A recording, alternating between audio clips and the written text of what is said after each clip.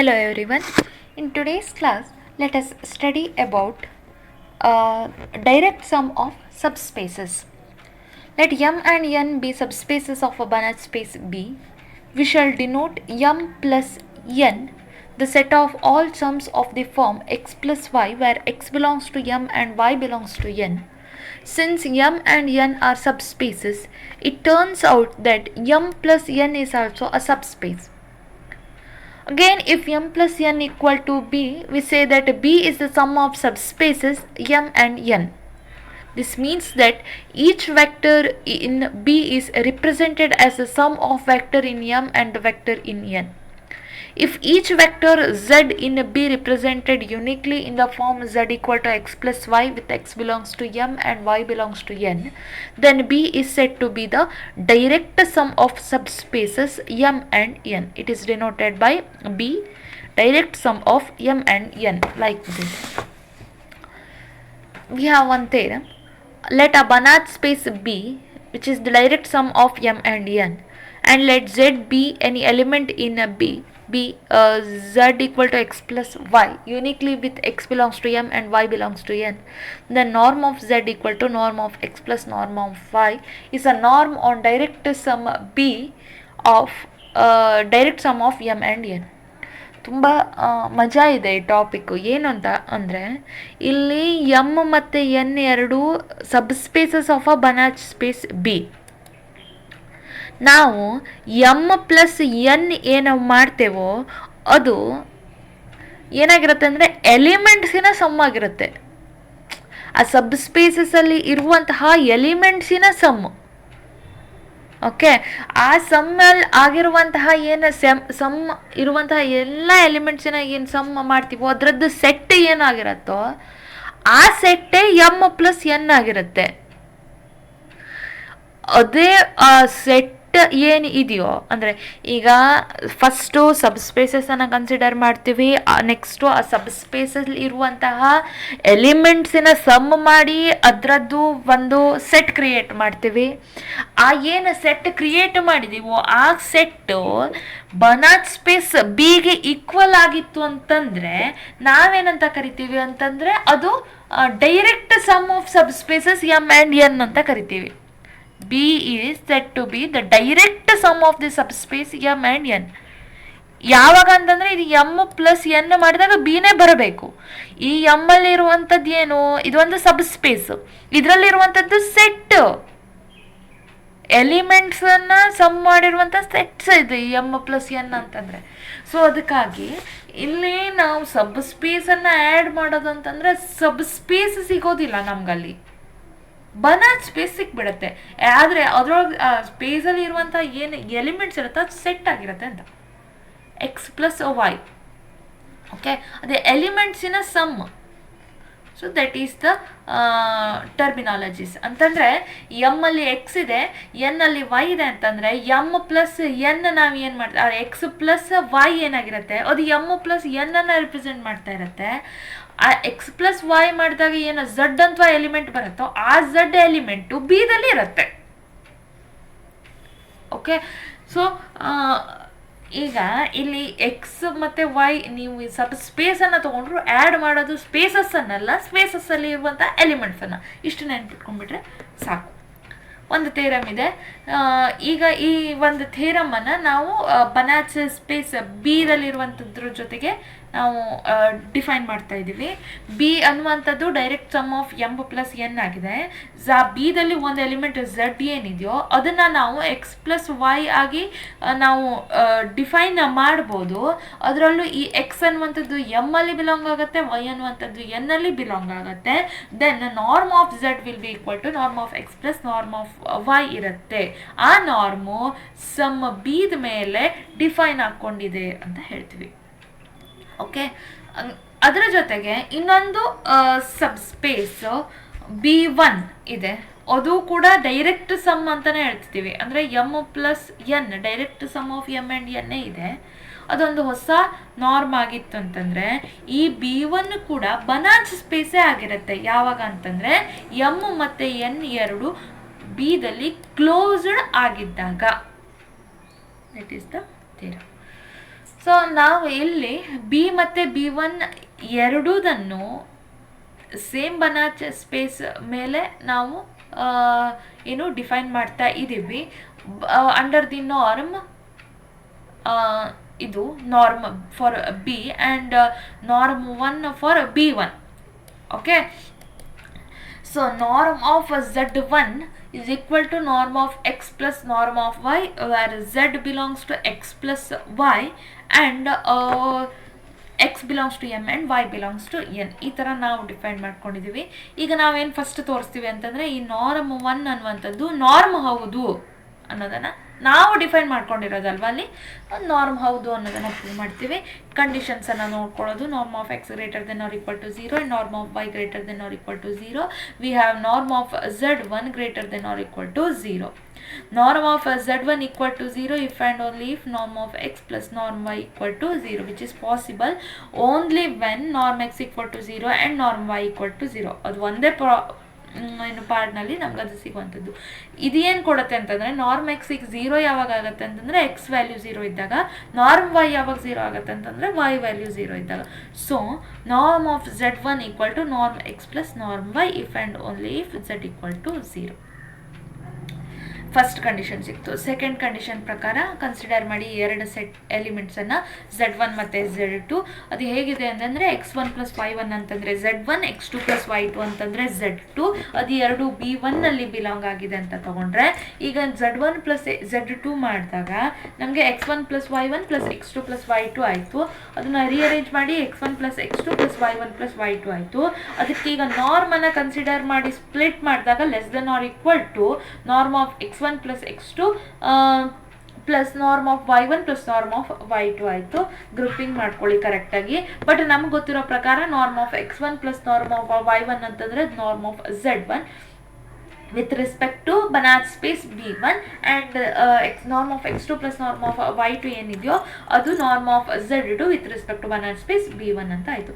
ಅಂತಂದರೆ norm of Z1 plus Z2 implies that will be less than or equal to norm of Z1 plus norm of Z2 ಆಯಿತು with respect to the norm 1 Banach space B1. This proves that norm 1 is another norm on the same Banach space B, so that B1 is a normed linear space ಅಂತ. ಇಲ್ಲಿ third ಕಂಡೀಷನನ್ನು ಮತ್ತೆ extra prove ಮಾಡಬೇಕು ಅಂತ ಅವಶ್ಯಕತೆ ಇರೋದಿಲ್ಲ. ಎರಡು conditions ಇಲ್ಲಿ sufficient. So ಅದಕ್ಕಾಗಿ N3 ಕಂಡೀಷನ್ಸ್ಗೆ ನಾವು ಹೋಗಿಲ್ಲ. ಈ ಒಂದು ಕಂಡೀಷನ್ಸಲ್ಲೇ ನಮಗೆ ಅಲ್ಲಿ ಸಿಗತ್ತೆ ಅದು. ಸೊ ಅದಕ್ಕಾಗಿ ಯಾವುದೇ ಪ್ರಾಬ್ಲಮ್ ಇಲ್ಲ. Next, if m and n are closed sub spaces, ಅದು ಎರಡು ಕ್ಲೋಸ್ಡ್ ಆಗಿತ್ತು ಅಂತಂದರೆ B1 ಈಸ್ ಕಂಪ್ಲೀಟ್ ಅಂತ ತೋರಿಸ್ಬೇಕು ಅಲ್ವಾ. ಸೊ ಅದು ಪ್ರೂವ್ ಮಾಡೋಣ ಇವಾಗ.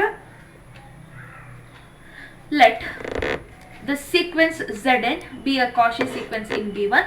ನೀವು ಕಂಪ್ಲೀಟ್ ಅಂತ ಪ್ರೂವ್ ಮಾಡೋದು ಅಂತಂದರೆ ಸೀಕ್ವೆನ್ಸನ್ನು ಕನ್ಸಿಡರ್ ಮಾಡೋದಂತಲೇ ಅರ್ಥ.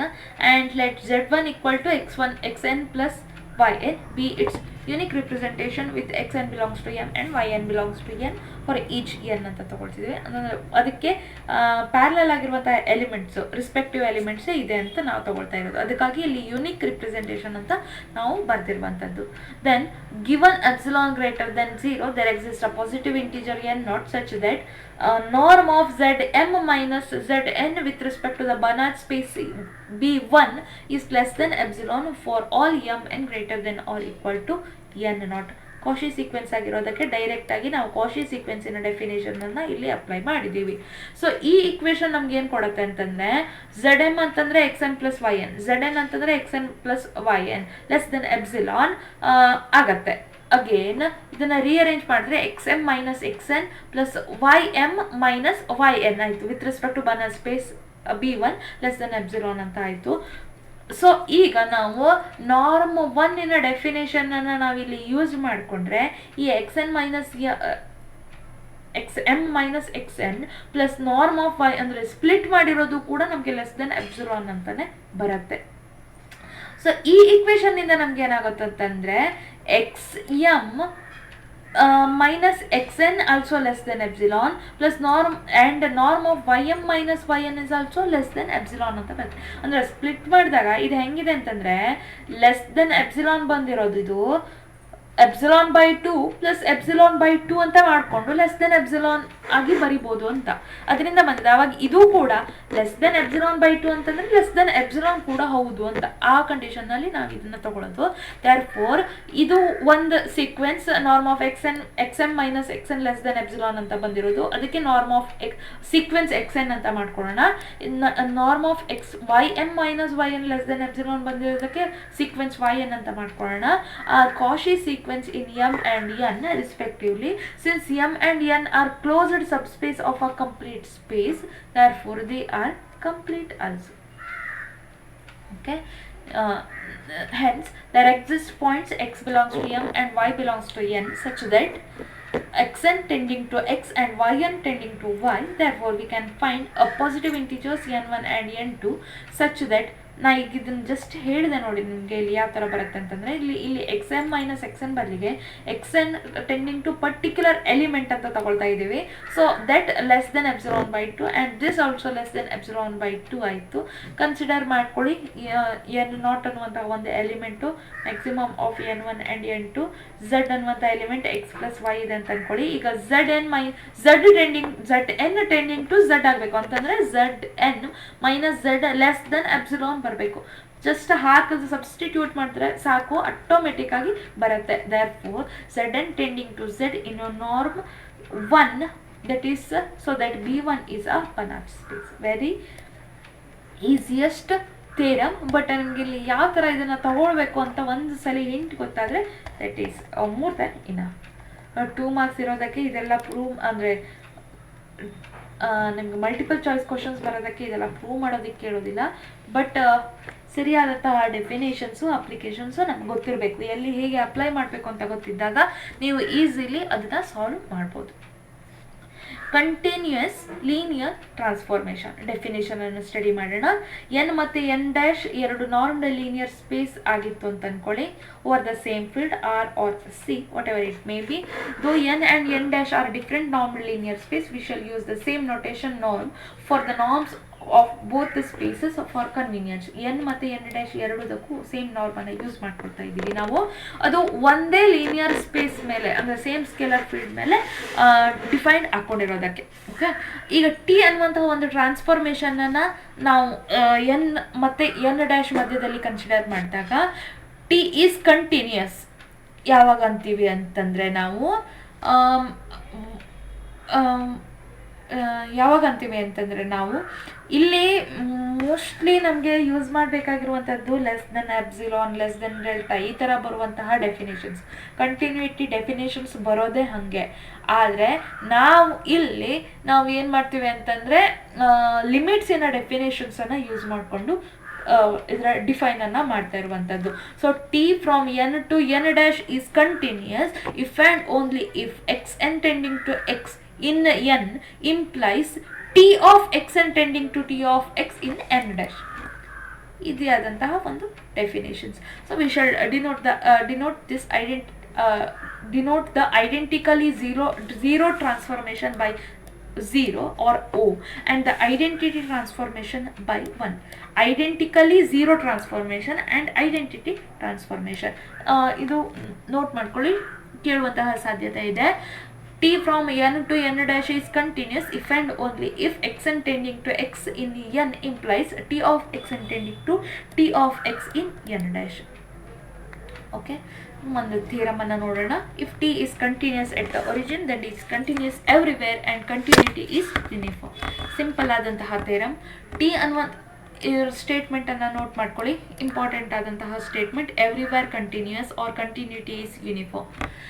ಟಿ ಅನ್ನುವಂಥದ್ದು ಕಂಟಿನ್ಯೂಸ್ ಎಟ್ ಆರಿಜಿನ್ ಆಗಿತ್ತು ಅಂತಂದರೆ that is by hypothesis X N tending to 0 ಆಗಿರುತ್ತೆ. ಅಂದರೆ T of X N tending to T of 0, but T of 0 is 0 identically zero transformation ಅಂತ ಹೇಳ್ತೀವಲ್ವಾ, that is to show it is continuous everywhere.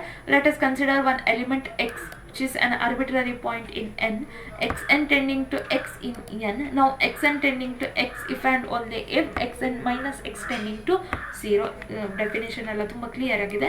So T ಅನ್ನುವಂಥದ್ದು continuous at origin ಆಗಿತ್ತು ಅಂತಂದರೆ xn minus x tending to 0 implies t of xn minus x tending to t of 0. t of 0 ಅಂತಂದರೆ 0ನದು but by linearity t of xn minus x is equal to t of xn minus t of x tending to 0, which implies t of xn tending to t of x in n dash.